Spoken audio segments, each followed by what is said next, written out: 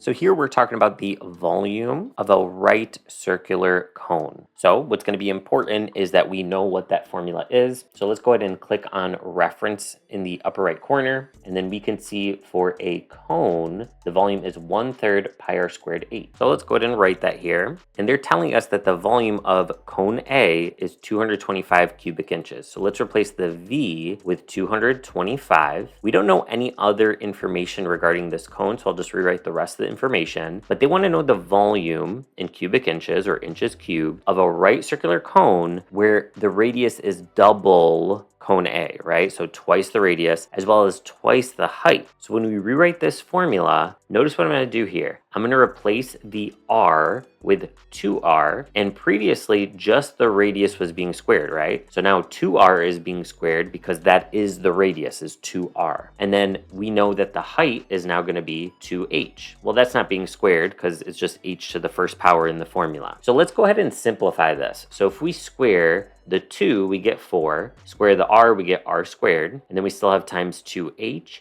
And notice, I'm just going to rewrite the 1/3 in pi, but I'm honestly going to ignore it because in the original formula, we have the 1/3 pi. That's not going to be any different. We want to see what's going to be different in the rest of the formula. So if we multiply the 4 and the 2, we get 8. We still have the r squared and the h, just like we do here. We still have the 1/3 pi, just like we do here. So the thing that makes a difference is the fact that this multiplier of 8 is there. That tells us we could really just kind of bring it out to the front to make it a little bit easier to see, but you have 8 times 1/3 pi r squared h. In other words, 8 times the volume formula, or 8 times this volume, which was 225. So let's go ahead and do 8 times 225. Whether you use a calculator or Desmos doesn't really make a difference, but multiplying 225 by 8 gives us the answer of 1800, or option C.